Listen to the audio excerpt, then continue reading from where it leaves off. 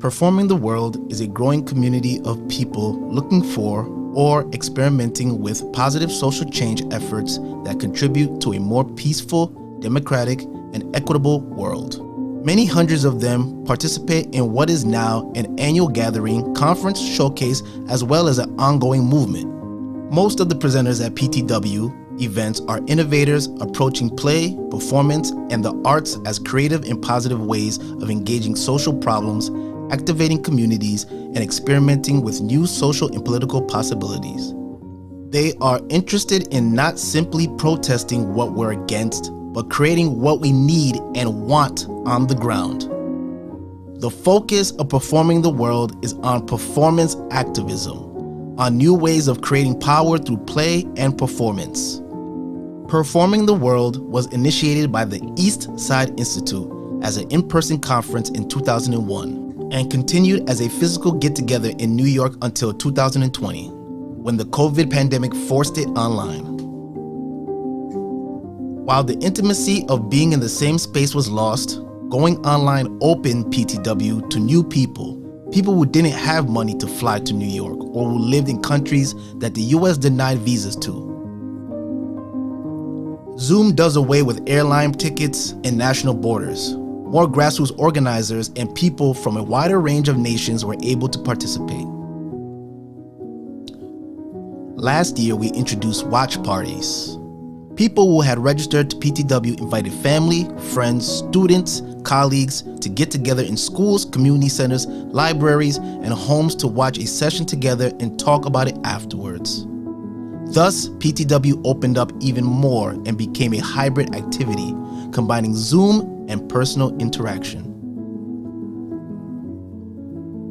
For more information and to join the community Performing the World, you can visit www.performingtheworld.org or Eastside Institute, www.eastsideinstitute.org.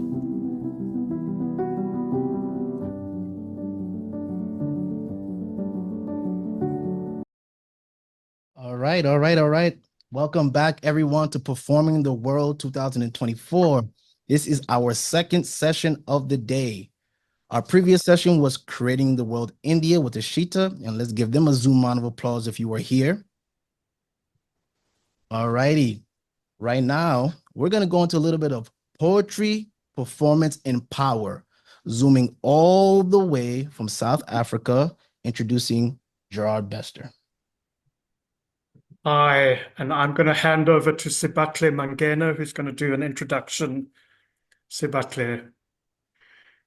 Hi, my name is Sibahle Mangena, and I am not alone. I am with Stacy Hardy, as well as Thabang Matsaung.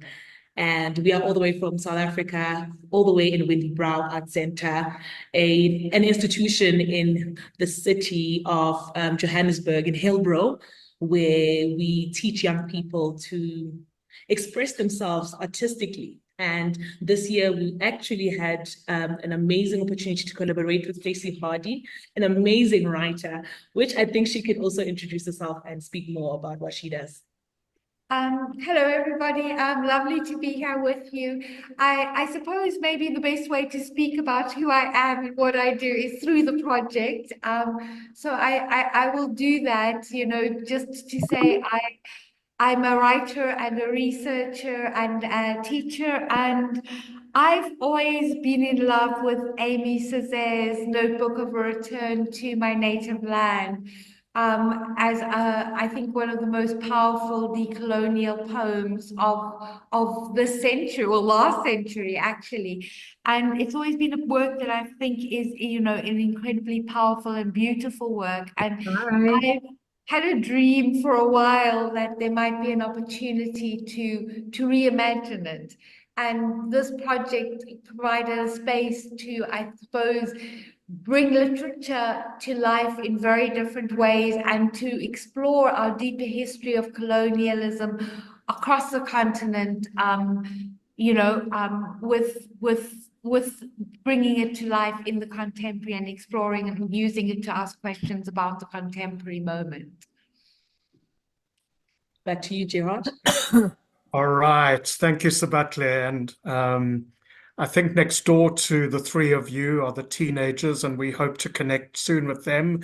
But there's Thabang representing the teenagers who's next door, but we'll get to Thabang a bit later. Very, very exciting to be part of Performing the World. Thank you. And I think my role is just to give some context to where we are, the Windybrow Arts Centre, but also the city of Johannesburg and the inner city of Johannesburg.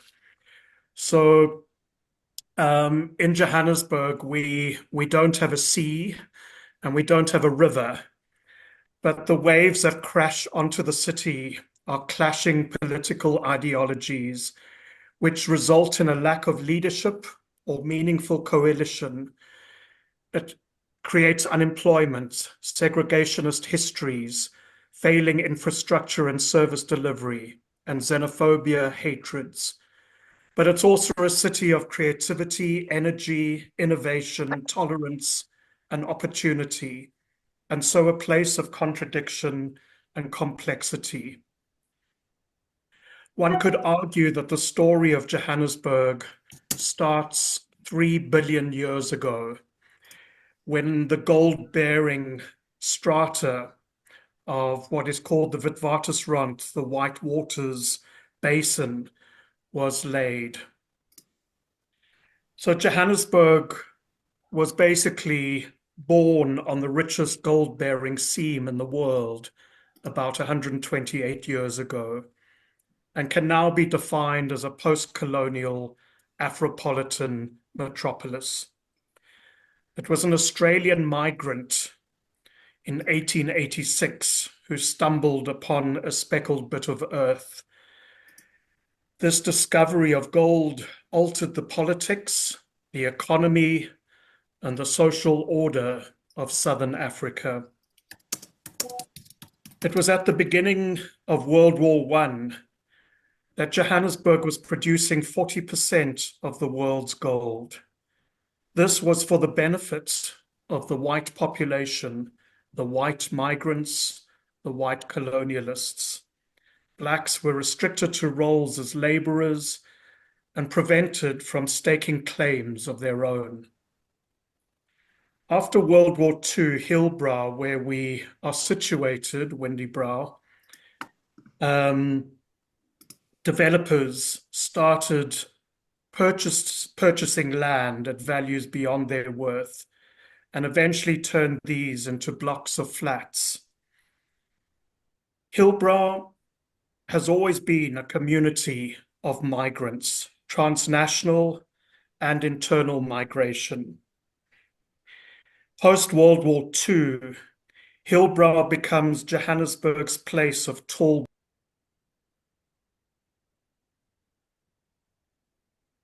Gerard, you muted yourself. Gerard, you muted yourself by accident. How did I do that? Sorry. Where was I? After I think Sentence is back. Sorry? 2 sentences After back. World War II. World War II. All right, going back to World War II. Sorry. Hillbrow becomes Johannesburg's place of tall buildings filled with Jews from Western and Eastern Europe, Germans, Italians, Portuguese, Greeks, and others.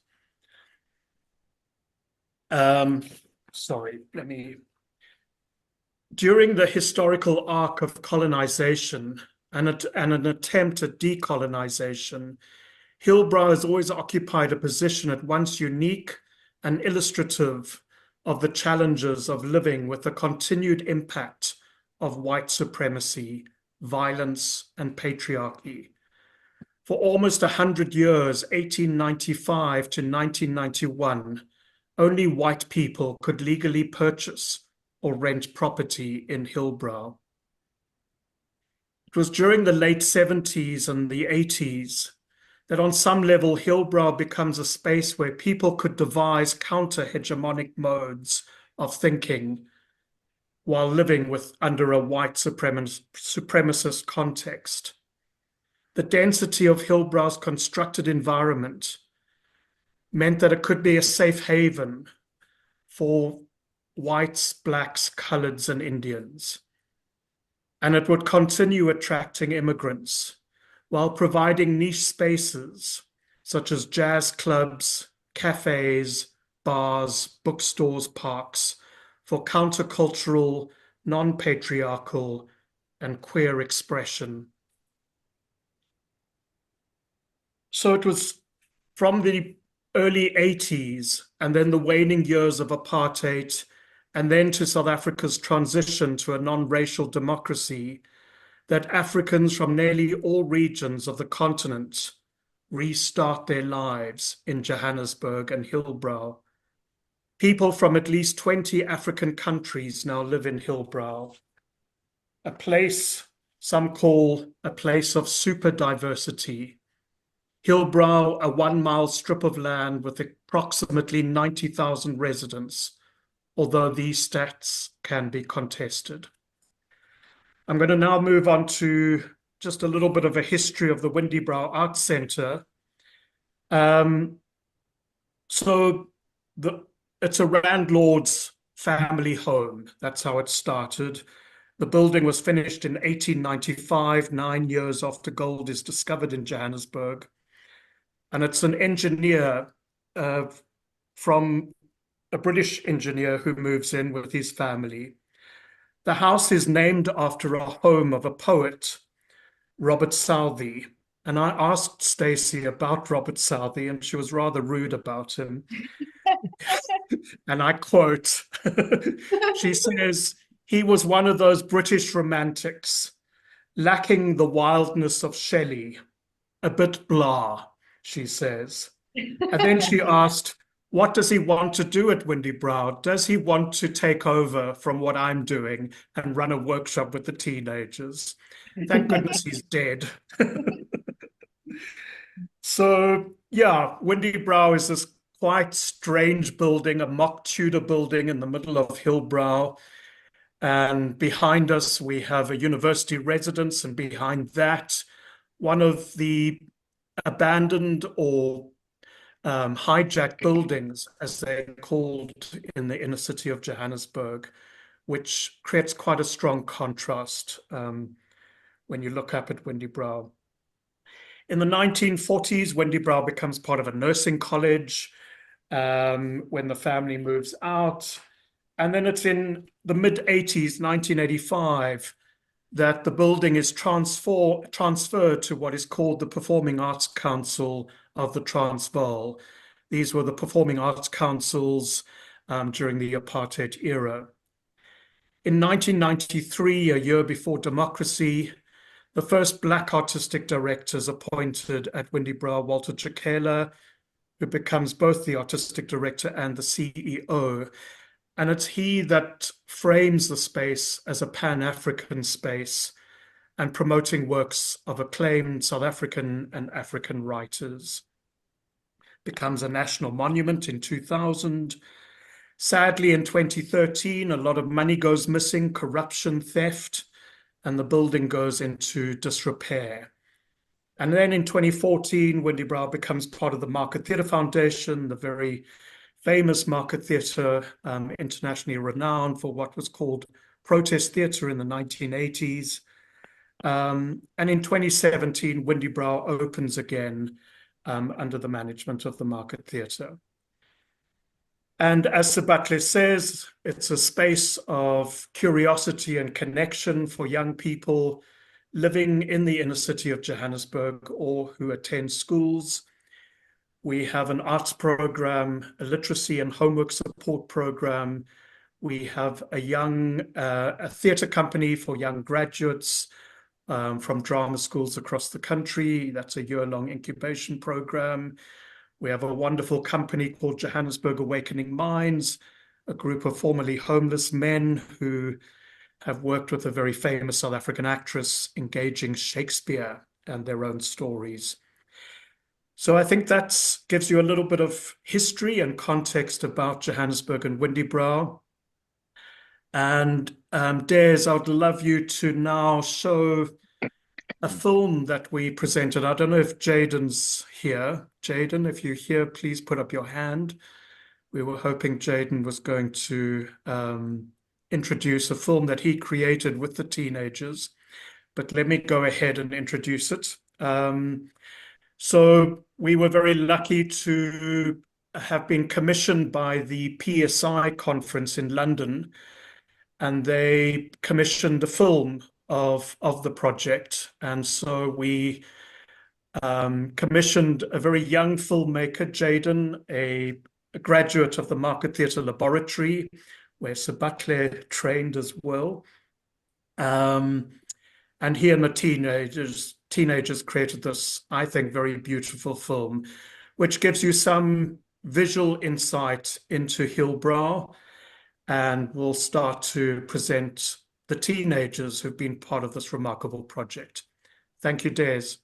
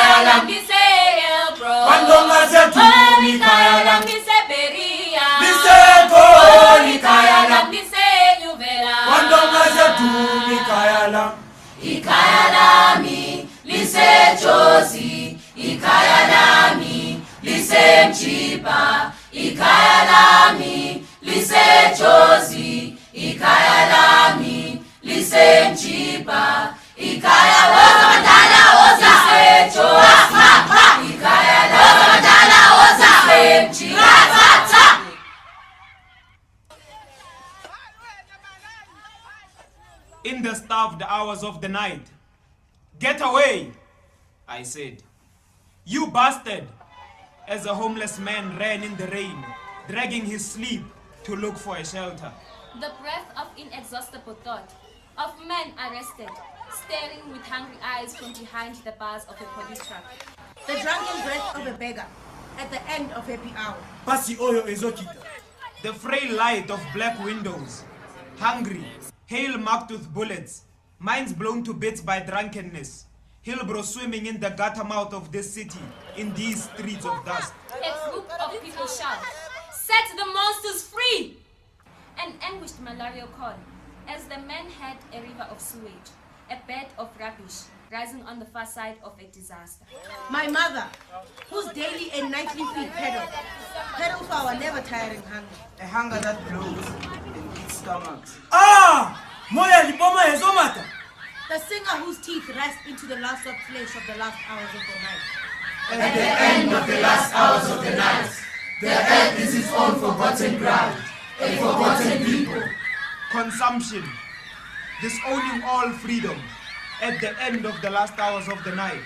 At the end of the last hours of the night. These neighborhoods whose blood has soaked into pavements and vanished. These walls that have eyes but cannot speak. Amanda! Away too! Homeless men pick through my brain, looking for plastic bottles and metals. Shipwrecked thoughts, looking for a land, a home in this city of dust and petrol.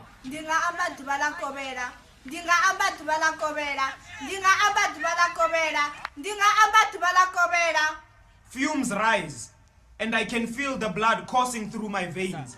My pupils contract and dilate, making things small and big. A small city, a big man. High flats.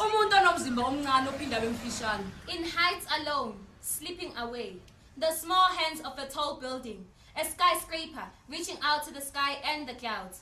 Amanda! Away too! Ilizwe! Away too! Umhlaba! Owabo! Brown envelope! The humbling hands igniting the wounds of the community. A burned out substation and the fading electricity. leaving us enslaved to our sorrows.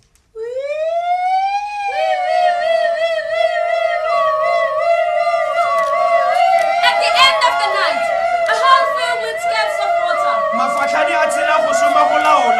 Blood-red flowers scattered in the wind like the stripe of broken mothers. The sad smiles of Ogogo, the leaves parted in desolate distress. Something beautiful, yet so ugly. In the dark, the loud sound of silence eats my ears. The old evil decaying under the sun. The old silence broken by fevers of heat. Mabiteng a motlhokomedi ke maratha a tlhopho le botlhe bo bakanya mo tseleng ya rona e romelwang. At the end of the last hours of the night, At the end of the last hours of the night, life flat on its face, miscarried dreams of young men, every corner of the street owned by tsotis. At the end of the last hours of the night. at the end of the last hours of the night. Ebabang kalo phone. Ah! Ebabang iting kalo phone. Ah! Ebabang iting kalo phone. Ah! At the end of the last hours of the night, a shadow moves from the corner of the street. When you look into his eyes, all you see is an angry young man with miscarried dreams without hope of life. All at the end of the last hours of the night. Utep, Bamkami. Feverishly proceeds, denied soil, denied home. All at the end of the last hours of the night. L'esposo no rapa Oshodi. All at the end of the last hours of the night. The city disowns hides in dismay. Feet, legs, calls for this to end. A crowd of disowning, refusing to bend. A feeble audience that disintegrates as quickly as they gather. Hey, ta! Ta! Ta! Ta! Hey, ta! Ta! Ta! Ta! Ta! Fulega sango! Sango fulega!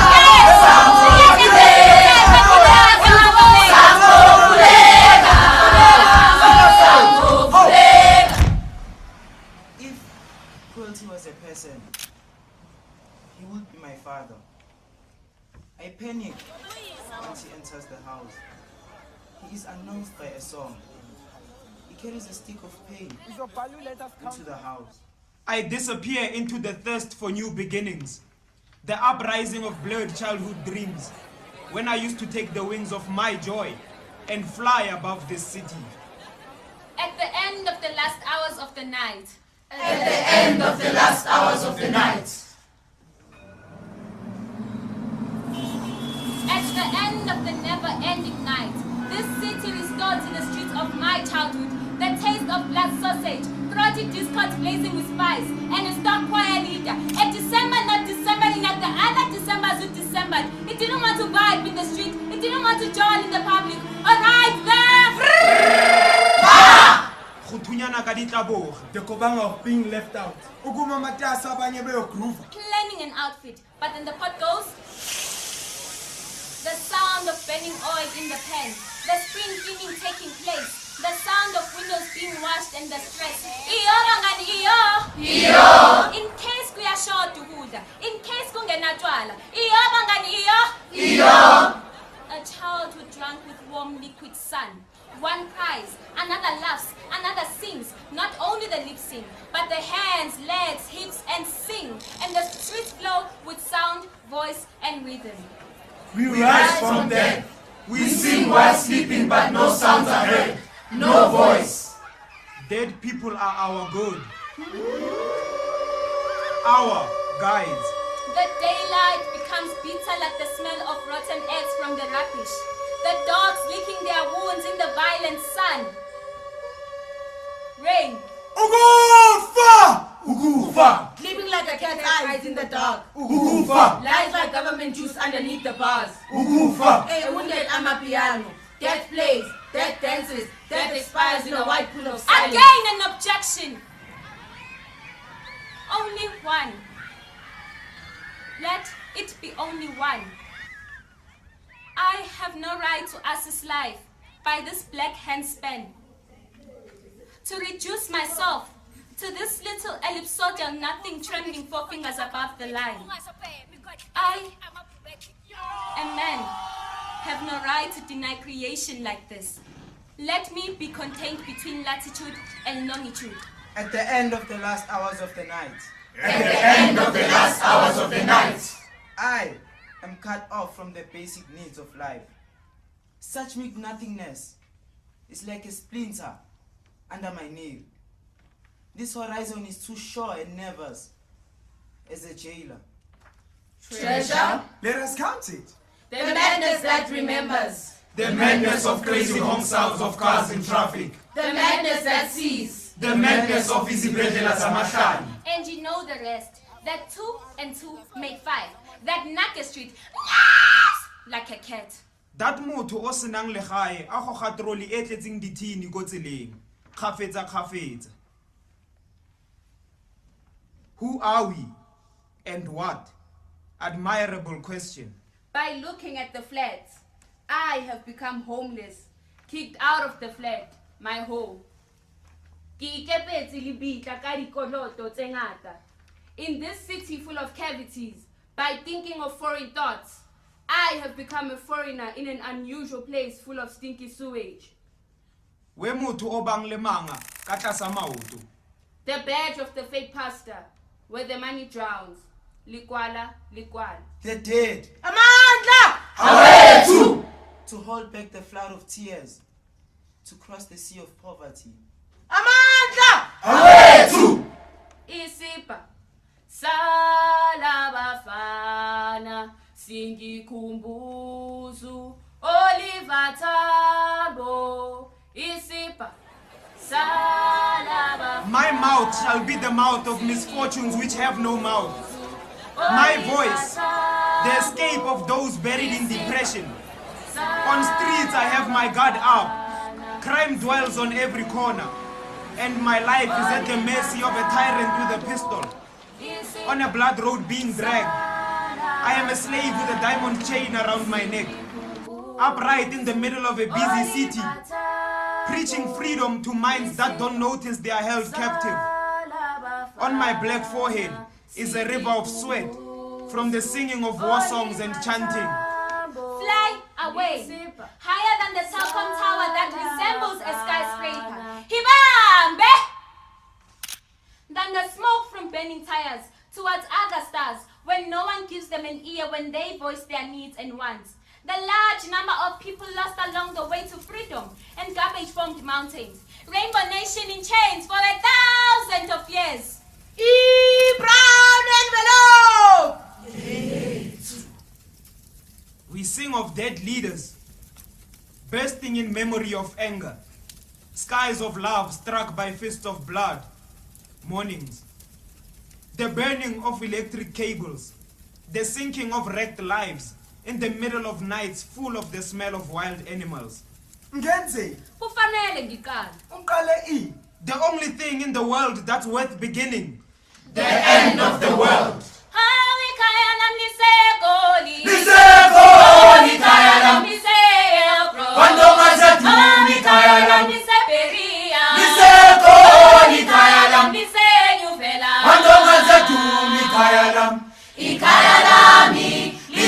Josi, ikaya lami, lise Mjiba, ikaya lami, lise Josi, ikaya lami, lise Mjiba, ikaya lami, lise Josi, ikaya lami,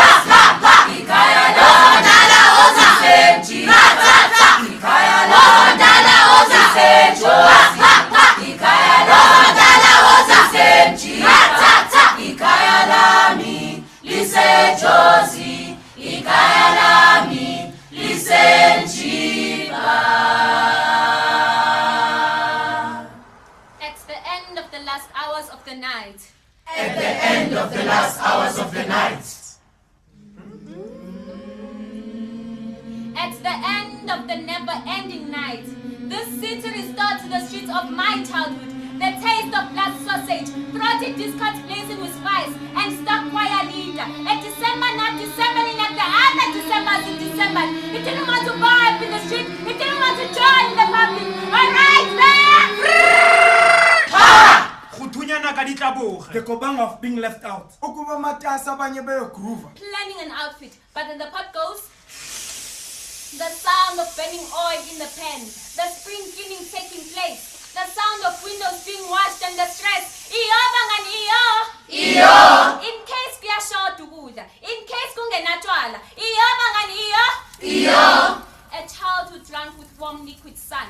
One cries, another laughs, another sings. Not only the lips sing, but the hands, legs, hips, and sing. And the streets flow with sound, voice, and rhythm. We rise from death. We sing while sleeping, but no sounds ahead. No voice. Dead people are our good. Our guides.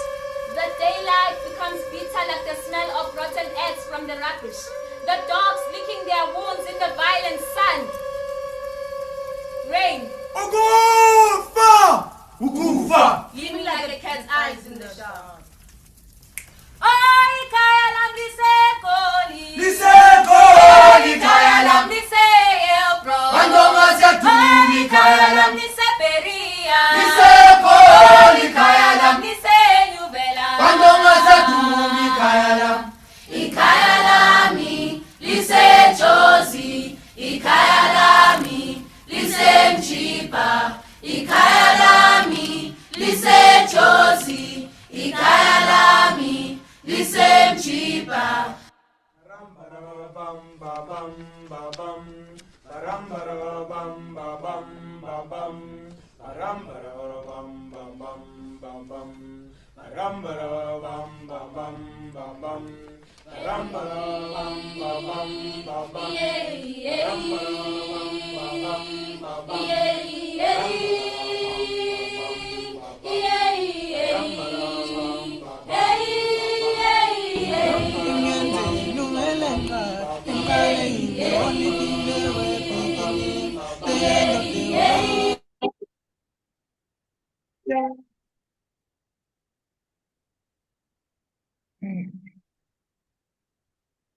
Stacy, I think it's over to you to talk about the project. So to give a bit of an introduction, in some ways you entered the project in a way that I think is always the best way to enter a work, which is through the work and by getting a taste of it first, but maybe to place it in a bit of a context and to place and describe its history and how it came about. In 2021, I started working with the university. I was invited to be a research associate at the university, a research fellow at the University of Chicago, on a project that was aimed to explore the politics and the poetics of breath. Breath as in breathing, taking air into the lungs. And one of the core concerns, one of the core thoughts in the project was around colonialism and breath. And we were interested in colonialism as maybe first and foremost an asphyxiation of breath, looking at colonialism's extraction economies, looking at the way spatial division was done in colonial time. So how it operated, and then also, of course, the psychological effect. So how it operated to asphyxiate breath, and yet how those colonized used breath, and especially collective breath, which is all breath, because breath is always collective, as a form of resistance to colonialism, via poetry, via song, via protest and songs in protest and collective outcries. And we came across a very beautiful, very small passage in Frantz Fanon, where he talks about what he calls combat breathing, which is the way that we are almost forced. Breathing is meant to be an unconscious process, but under colonization, people were forced to become conscious of breathing. Breathing actually became an active kind of force. And we were interested in this question of both asphyxiation that forces us to make active breath, but the possibility, the liberatory possibilities of active breath. And from Fanon, I went back to Aimé Césaire, a poem Aimé Césaire was one of the greatest writers of the decolonial era, of the time of colonization, and of the time of resistance again, and one of the great Pan-African poets who was writing in the 50s and the 60s, Martinican poet. And he wrote a very beautiful long poem, an epic poem, Notebook of a Notebook of a Return to My Native Land. And I went back to this poem as a way to think about, and was really struck by how it articulated breath, the asphyxiation, not just of human bodies, but also of the land under colonization, but then also promised or spoke of this liberatory possibility or this undercurrent. As it says in the poem, it says it's time to begin again, and begin what? The end of the world. And it talks about how we can overthrow a regime and then create the space to begin to dream anew.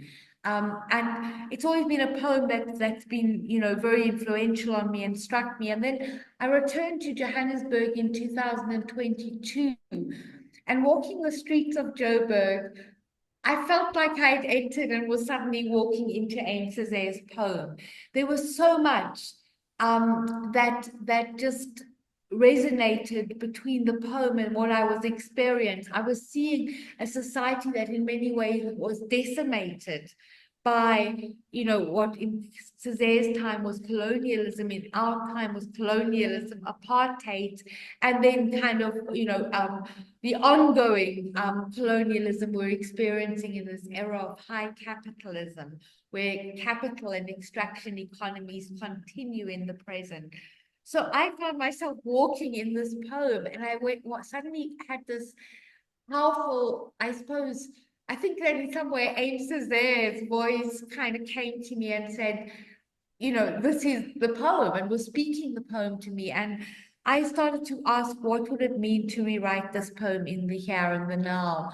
And I was very blessed at the time to be introduced to the Windybrow, and you know, coming to this old landlord's house with this building that had this huge history within colonization, extraction economies, and then encountering a young group of people who are singing, who are dancing, who are making art.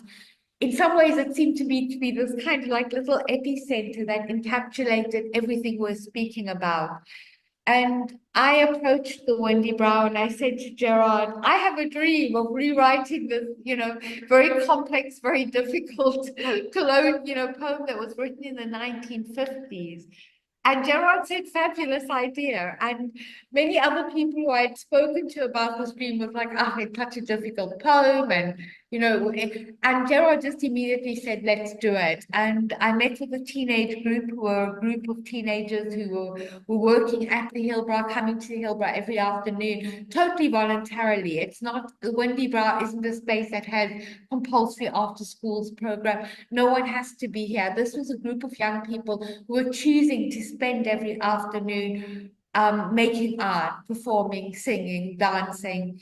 And I met with these youngsters and I said to them, I have a dream. And they also said, okay, let's do it. And so suddenly I had a bunch of co-writers to work with me on rewriting this poem. When my friends heard that I was working with a group of teenagers from Hillbrow on rewriting this poem, people thought I was a little bit crazy. People said it's such a difficult poem. How old? A lot of the time I was asked questions like, how old are these people? You know? And I was like, well, you know, the youngest of them are 14, but when I listen to their stories and hear their lives, I think they might be, you know, older than me in some ways of lived experience. And I was also very, you know, I've always been someone who believes that our South African streets are some of the most knowledgeable places in the world, because the level of knowledge that is required just to survive and make life is is knowledge you can never get in the academy. You know, there's a depth of knowledge that just in order to live and to make life and I was really interested in how can we bring those different types of knowledge together and create something new out of that meeting of these different types of knowledge. So we embarked on a process of rewriting and reworking the poem to ask kind of what would it mean if we set it today in Hillbrow. And of course, there's a lot of complex things. Martinique is a very different environment, but I think, you know, one of the great things was the capacity of the imagination to take something from somewhere into another place. So I've always believed that translation is one of the deepest form of close reading. If you're translating a text, you really have to grapple with it. So we played with translation, and that was translating it both from the, into our own tongues, the many multiple tongues that are spoken in the group, which is everything from Lingala, which is a language from, the Congo, to isiZulu, Sepedi, which are all the South African languages. And so we translated from the poem from that into our own languages, but also from English into English as it's spoken in South Africa, and then also translating images. What would have been the sea and the rivers that Gerard referred to? That became the rivers of sewage we have overflowing, but also valley, cloud bursts of tears. And so all these people found different ways to bring the mountains of Martinique became the skyscrapers of Hillbrow that Gerard also referred to. So it was translating on many levels. We also used a workshop process where we drew on a lot of the surrealist writing games. One of the things that Aimé Césaire put forward, and Susan Césaire, also his wife, put forward very powerful ideas about surrealism as a tool to decolonize. So they talked about what they called Black surrealism, which wasn't the surrealism of Breton and France, but rather was a new surrealism that was the surrealism of all the colonized people as a form of resistance to the rationality of the colonial era, and to going back to our unconsciouses and the knowledge we have inside us, locked inside us. And one of the things that they were really interested in is how do we know what it is we know? And surrealism as a tool to do that. So we played with surrealist games, a lot of that to try and unlock the knowledge that we have hidden in all of us as part of the rewriting process, and then collaborative writing. Because one of whereas I think Western puts forward this idea of the artist, the writer, the intellectual as this lone individual, across the continent, it's always been a collective, an idea of collectivity. So we worked with collective rewriting games and rewrote the poem via all these different processes as a collaborative work. It's not something, I was not the teacher in this. Believe me, I learned as much from these young people as they learned from me, maybe even more. And we rewrote the poem and created a new text where we were all collaborators on rewriting a poem and researching our city. And one of the important things for us was how do we get to re-see our city? But I think Thabang is the person who will speak a little bit more to that kind of process. And maybe it's a good time for me to hand over to Thabang to speak a little bit about what that writing process did before we go over to Sibahle. You can talk about taking it into performance. So over to you, Thabang, to maybe say a little bit about how you enter this project, and also what the writing process was for you and how it gave you eyes to re-see your environment. Okay, hello. My name is Thabang Matsaung, and I'm one of the people in the teenagers program, and I was lucky enough to be part of the writing process and also perform in the piece. So I came to Windybrow as a writer. I was not here for acting, and one of the very few. I was here for writing, and The first week I was here, Stacy came in and she said she had this poem she wants us to rewrite. I was like, whoopee, this is what I'm here for. This is what I came here for. So I was stoked. I was so happy. Every day I was here, and yeah, it changed my perspective about Hillbrow and life itself. So can I read from my phone? Yes. I wrote down some things so I don't leave anything out. So the surrealism techniques changed my perspective. What I had grown accustomed to suddenly felt new. It was as if I had been gifted a new set of eyes. Hillbrow became more than just a place I live in, with nothing to excite my optics, since I had seen everything 1,000 times over. I had something to say about everything because it felt like I had just arrived here and everything was new to me. We did some meditation with Tamara, if I'm not mistaken. We did meditation with Tamara as a group. And the meditation was a magnificent way to revitalize my senses. My ears picked up sound in a way they have never before. Instead of a usual pestering cacophony, all these sounds, I heard layers of sound that came in a orderly, chaotic balance. From children laughing to screeching tires, chirping birds to drunk adults hollering about nothing. Meditation offered me the gift of being present, which seemed impossible in such a fast-paced and overpopulated city. So I was used to writing alone. Having to write in a group, it's sort of, okay, I got mad at times. Because I'm like, I've been writing for so long. And so it took me out of my comfort zone, having to incorporate everybody's idea and trying to marry them into one thing. So writing alone always comes with the illusion that the first draft I put down on the page, and as soon as I close my book and put down my pen, that's the magnum opus. I'm not rewriting, I'm not editing, I'm not doing anything. What I wrote is perfect. So I had to go against that because we were working in a group, and it made me realize that most of my experiences are something we shared. So it was sort of like therapy in a way, because we got to sit down and talk about these things that we never talk about, because what's the point? I saw someone get shot, you saw someone get shot. Why should we talk about it? We know it happens. So it was very therapeutic because we got to sit down and realize that having to see Hillbrow as in a surrealist way, like this is not that, this is not that, made me realize that an outsider who would come to Hillbrow would consider Hillbrow surreal, even though it is our reality, because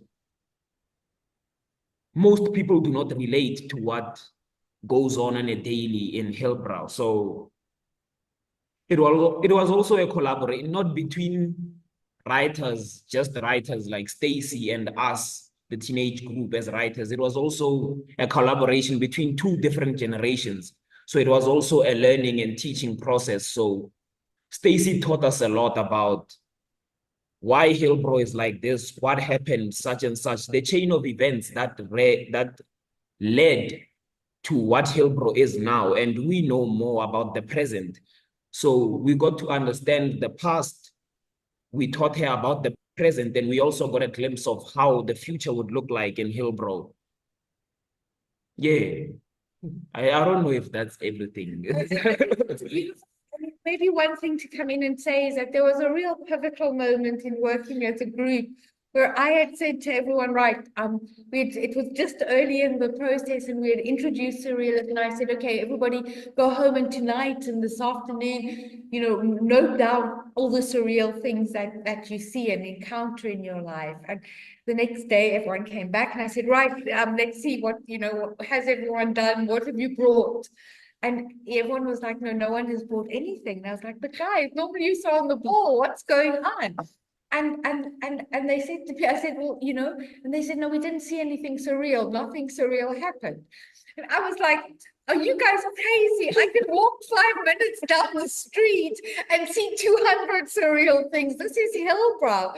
And they were like, and then I started to realize that what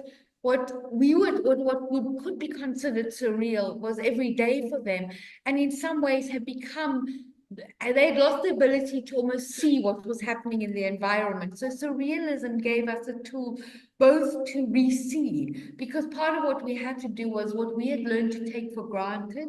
How do we find new eyes, as to use Thabang's very beautiful metaphor, to re-see this again, so that we can find language for it? How do we language our environment, and how do we understand and see the strangeness, but also the beauty, the violence of our lives, but also the amazing moments? And all of these things are in the poem. There is the violence of this environment, and there is the degradation of the city. There is this, you know, the sewerage, there is the violence, there is the hunger. Hunger is something that comes up again and again. But at the same time, there is also community. There is also a sky. There is also beauty. There is also light. There is also friendship and camaraderie. So it's, you know, that surrealism gave us lens to talk about those incredibly disparate realities of our lives in Joburg, and of their lives in Hillbrow specifically. I think I don't know, Gerard, if we want to go to next, maybe it's over to Sibahle to talk about how it ended up going into performance. I mean, mine is nice and sweet and short, because what mattered here was the text, and what, as a director, as a performer, or as someone who sees things from a performative point of view, you receive such beautiful text, and the one mistake you don't want to do is to destroy it and just add these. Maybe, you know, leaders start off just by giving an introduction to how the initial idea was that we were just going to do a little performed reading, and then the French Institute members, people from the French Institute, came to see some of the writing group and some of the reading of the work, and they were so moved by the poem that they heard, and hearing how Aimé Césaire's work could have, you know, been used to create this incredible new work, that they actually gave money, which allowed us to consider doing a much more performed show. Similarly, William Kentridge's Centre for the Less Good Idea, which is an incredible exploratory art space in the inner city, they heard about the project and invited us to actually come do a performance there, which was just this wonderful opportunity. So I'll then hand back to Sibahle, and you can take it from, you know, where they went from into the so yeah, I think Nhlanhla and Mahlangu, who also is one of the co-directors for the piece, we didn't want to mess it up. We didn't want to do so much, you know, and our approach was the word first, the text first, because already there's so much imagery within listening to it. So what can we do to assist that, whatever the music, the sound that you're hearing from the poem? And so we definitely touched on it, very nice, and we tweaked it here and there, and it became very much performative, but in a way that is so much understandable, and not in the way that everybody's used to. So it's not your normal realism, or, you know, we try to be surrealist.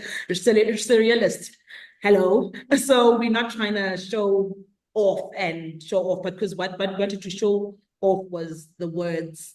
And I think performative wise, we definitely managed to show that out. You'll probably get to see a short video of how it looked like if you were to watch it from a performative space. And I think also how it worked was, it started from a radio play. You know, it started from, let's take it into a radio play and how would it sound, and the imagery that you did, that you would see. And yeah, from there, that's how we managed to. I mean, I think that one of the things that I love about what was done in the performance, and your and Nhlanhla's work, and is that, you know, the ability to create an audio scape. Yeah. That I think that you really have brought, you know, how do we bring the Hillbrow to life in an audio scape? And it's the songs and that you'll hear, it's the children's games that you'll see, but also the sirens that you'll hear, also, you know, the multitude of voices, and that there was really a putting forward of sound, and to think about our city as sound, and to think about, you know, a cityscape as in fact a soundscape, which I think is one of the beautiful parts of what you guys did with the performance.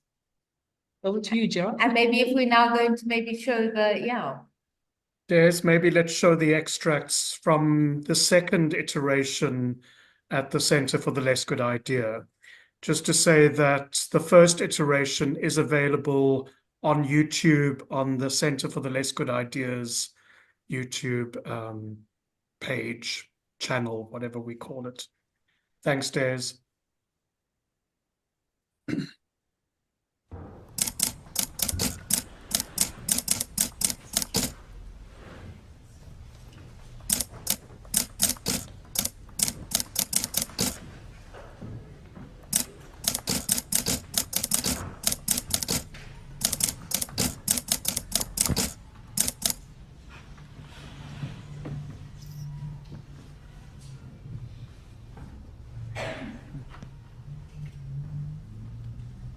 In the hungry hours of the early morning,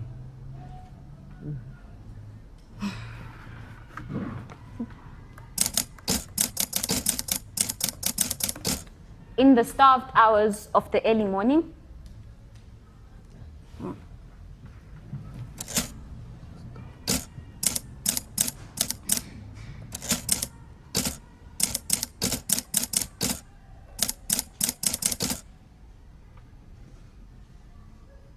in the starved hours of the night. Get away, I said. You bastard, as a homeless man ran in the rain, dragging his sleep to look for a shelter.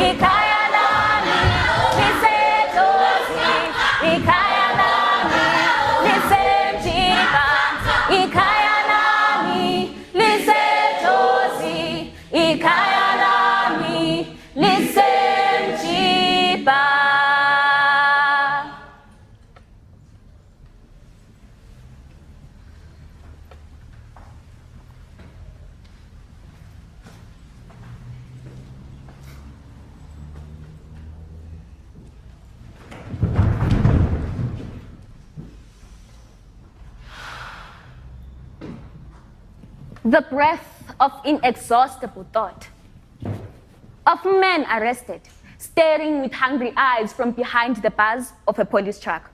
The drunken breath of a beggar at the end of happy hour.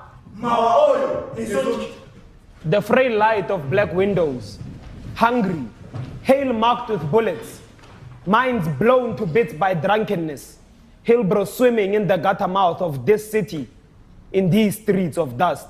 A group of people shout, "Set the monsters free!"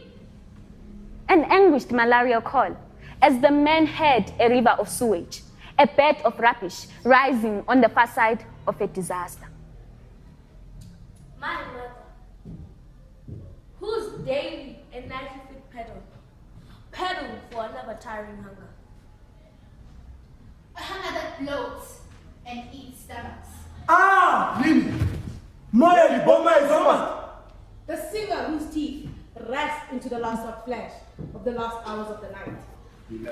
At the end of the last hours of the night, the earth is its own forgotten ground, a forgotten people.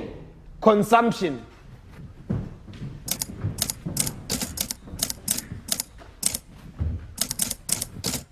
disowning all freedom at the end of the last hours of the night. At the end of the last hours of the night. These neighborhoods whose blood has soaked into pavements and vanished. These walls that have eyes but cannot speak. Homeless men pick through my brain.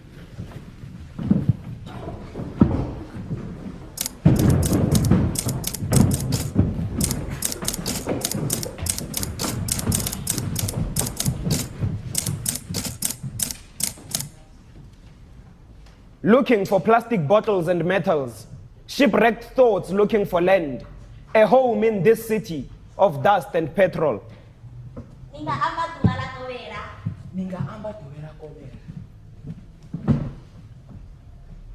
Fumes rise, and I can feel the blood coursing through my veins. My pupils contract and dilate, making things small and big. A small city, a big man. In height alone, slipping away. The small hands of a tall building, a skyscraper reaching out to the sky, and the clouds.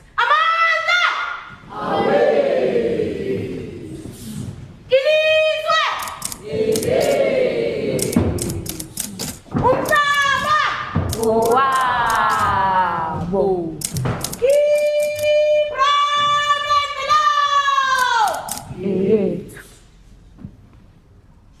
A short night after a stream of dreams, I open my eyes to a painful reality, to a land that looks at itself in the mirror and envisions what it could be, but realizes it's not even half of that.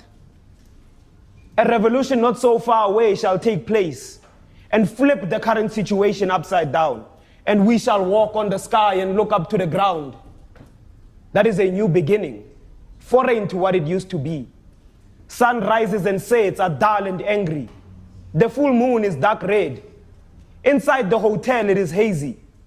Exit signs are dim irony at the end of the long hallways. Wildfire, backburn, blitz. Any way you look at it, a blaze we set. Kiss me without doubt.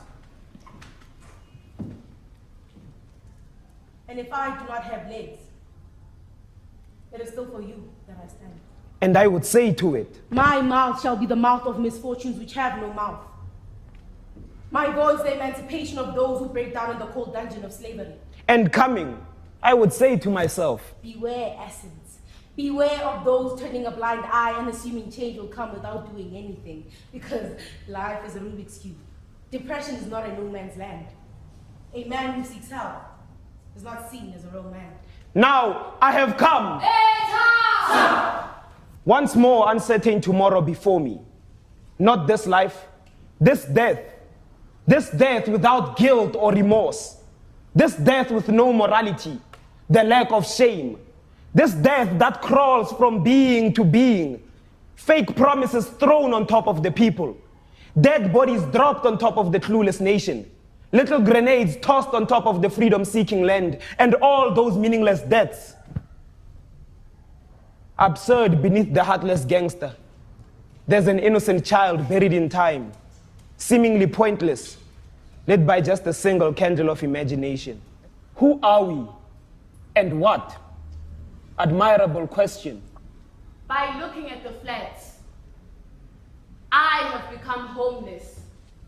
Kicked out of the flat, my home.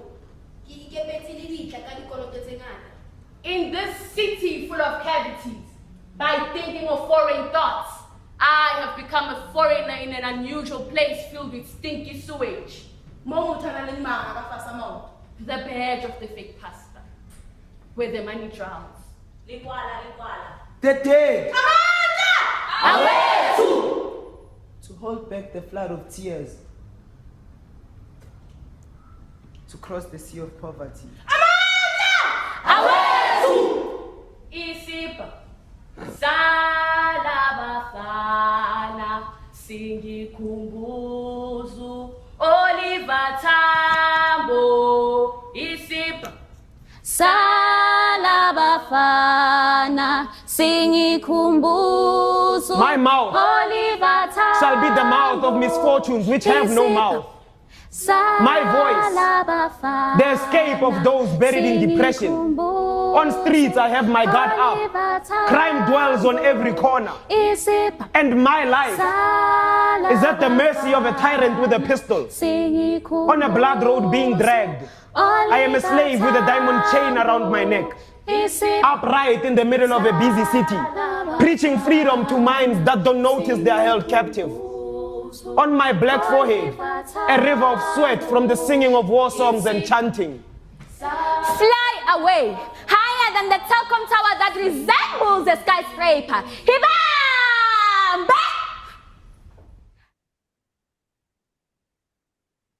Thank you, Des. I think what we'd like to do now is open a conversation between some university students from Honours College in Greensboro and our teenagers at Windybrow. So, Des, if we can spotlight those two groups, and let's try and navigate, a question-answer session. Any questions that students from Honours College would like to pose, and let's have the conversation, and then once we've done that, we'll open it to anyone who would like to ask a question or have a comment. Thank you.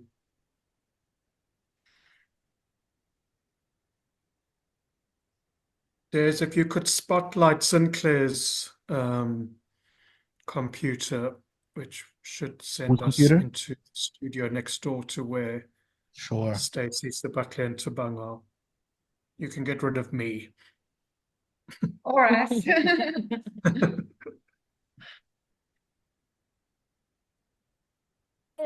Interested thought and question about, I know you were talking about how as you were writing this whole process and the idea of surrealism, that was very difficult for you originally to find things surreal in your city.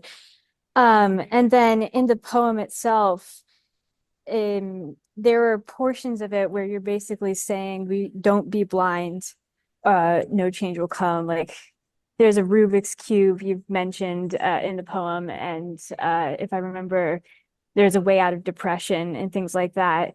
Was that trying to show that you're in a moment blind to the things, and then kind of showing how you can be aware of that surrealism and change can come from it? Is that what you were thinking in that process?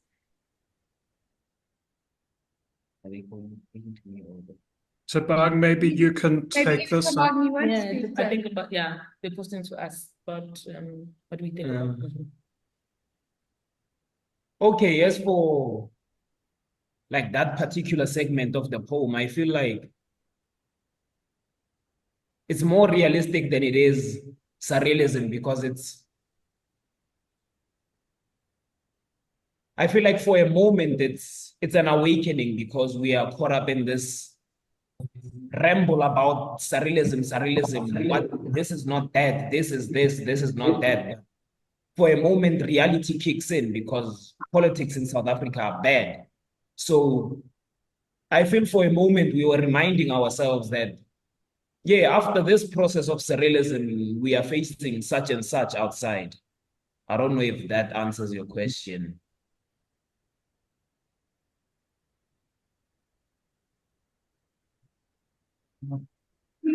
I'm sorry, my connection's really bad. Did you say ask another question that it's open for 10 minutes?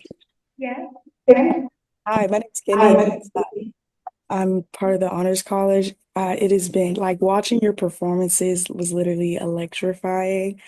I am also a poet. I do poetry in my free time, and I think it's so cool. I think it's really cool. I was sitting here giggling and smiling. So thank you so much for sharing. And I know how like powerful it is to like write stuff on a piece of paper. And you said Thabang. Like when you said that you wrote your first draft and that was your magnus opus, I so felt that as a poet. But I wanted to ask about surrealism. I really don't know what that means. I tried to look it up and I didn't understand it. So could you explain it in like terms like you understand it, and then explain how it has affected your perspective on like daily life? Can you hear me better now? Yeah, okay, great. So basically, what I was saying was that we also played with things like exquisite corpses, where one person would come in with one thing, and then you'd like write one section, the other person would blindly write the next section, the other person would blindly write the next section. We also played a lot of free association. So just getting people to kind of free associate. You hear one word, what's the word that immediately comes to your head? Free association. And then quite literal translating. We also did exercises of going out into the city and trying to give things life. So if the pavement could speak, what would it say? If the tree could speak, if the building could speak, if the rubbish on the ground could speak, and you'll hear those bits coming up in the poem. So those are some of the surrealist games that we played with, just to unearth, kind of the subconscious and unleash that. Would you like to now open it up to everyone, Gerard, or? Yes, why not? Let's open it up to everybody. Anybody Hi. else with a comment, question? I'm going to jump in. My name's Mika. I'm from South Africa, but currently based in Denver, Colorado, and was very, very moved by both of those performances. So thank you so much. I wanted to jump actually onto what Kendi was asking, because I feel like part of Kendi's question was that I was hungry to hear the answer to also, which was, I think, Kendi, I'm not sure if you were addressing Thabang with this, but wanting to know about how you understand, you as the performers, as the creators, understand surrealism in terms that make sense to you, but also what it looks like in your life, how it shows up and how you think about your everyday lives. So, okay, should I do like the direct meaning, dictionary meaning of your or my own self? From the process, I got to learn that surrealism depends on every individual. Surrealism depends on what your reality is. So some people's reality are other people's surrealism. So I feel like basically surrealism depends on what you consider reality. I don't know if I'm making sense. When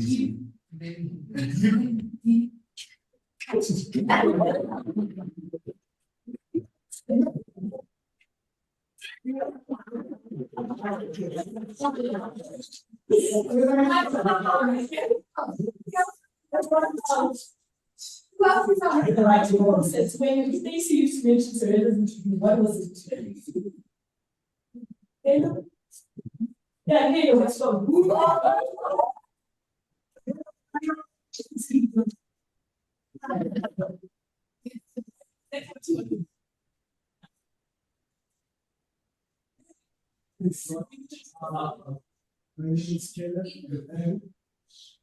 What surrealism was to me from the moment he started acting.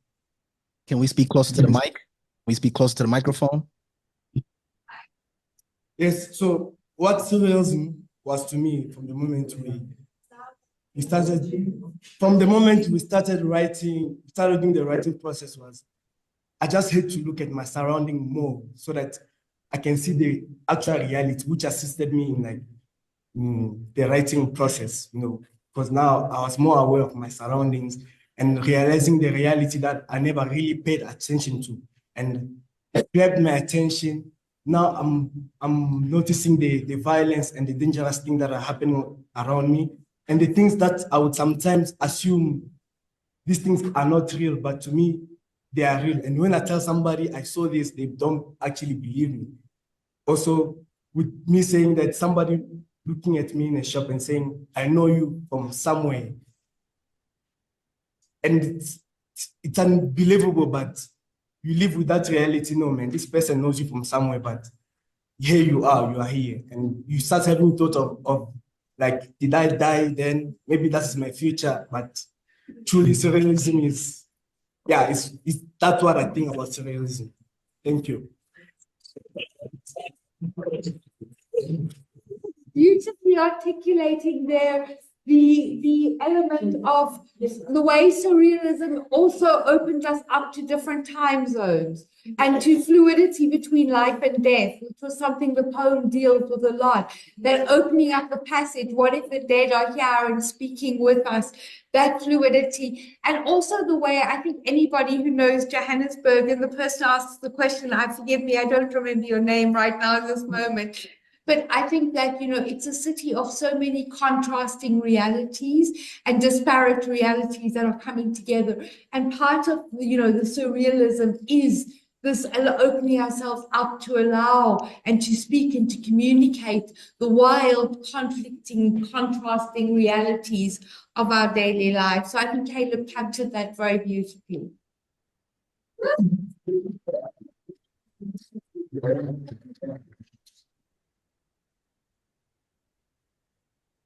Yes, I think we've got 5 minutes left. Any other questions or comments? Hi, yes, I'm Samantha from the Honors College as well. I just wanted to say that it was 2 great masterpieces, and I like how everything was very well coordinated. And quick question, in generic terms, what do you guys plan to do to keep this masterpiece alive moving forward? Do you guys, I know you guys are planning to showcase it in different areas, but it's a great piece. I want to see it out there more and people to be able to acknowledge your guys' work as well.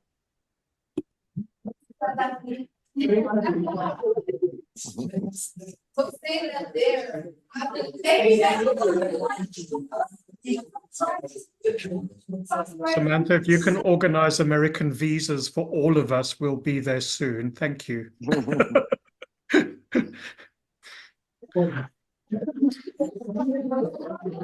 But we're performing at a conference in 2 weeks' time, at Drama for Life University of Witwatersrand, and we're very excited because the teenagers will be on the John Carney stage, which is the main Market Theatre stage. So yeah, very excited for that.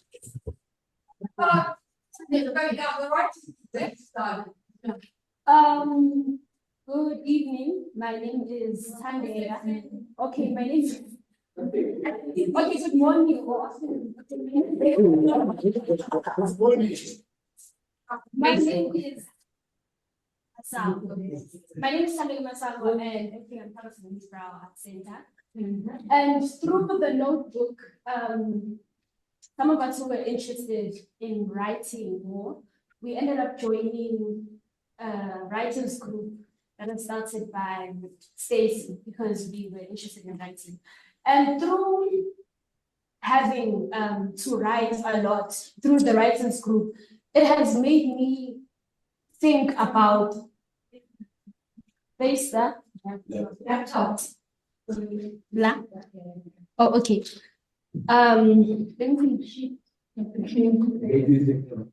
Oh, okay. So writing, since we write on, okay, every Saturday we write, and through these writing processes, they've made me, and I'm sure others, to look at their surroundings more and what is actually happening, be it emotional wise, what are my physical surroundings, my emotional surroundings, what is your mentality. It's making you more aware. And I also think that it's also contributing to us knowing more about our reality and how it is surrealistic to other people. But because that is what we're used to, we think it's our reality. We think, no, somebody else is going to experience that. But then when we talk about it more and when we reflect, we're like, no, what we're going through is something a normal teenager doesn't go through, or somebody in good areas doesn't go through. Yeah.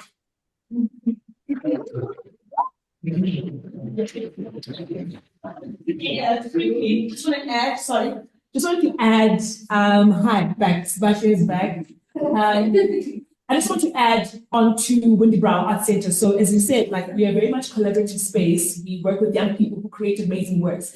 So it would be nice to collaborate with a lot of institutions out there because we'd like to also show you what we see this beautiful Martinican poem into how Hillbrow looks like. So it would be nice to bring in our home, which is Hillbrow, to the world. So very much open for collaboration, very much open for workshops as well, because we are a facilitating center as well. And as you heard, there's a whole writing group where we have young kids who, again, they've just explained themselves. And then we also have Stacy Hardy, as well as Gerard and Tamara Gers. And thank you also to Zintle, as well as the Market Theatre Foundation for allowing us to have this amazing opportunity. So thank you very much. Absolutely. Everyone give Windybrow and Gerard another Zoom round of applause. Give them a Zoom round of applause. I see you over there in South Africa. I see y'all. Y'all look beautiful. Thank you so much for being with us. And we also would like to give a special shout out to Omar Lee and the students of UNCG for participating. Thank you so much. Yes, I know we nearly gave you a few heart attacks. Thank you, thank you, thank you. All right. Coming up at 2 p.m. is Creating New Performances of Faith, what dementia is teaching us about hope, healing, possibility, and power. We hope to see you in about 15 minutes, and let's continue to create the power.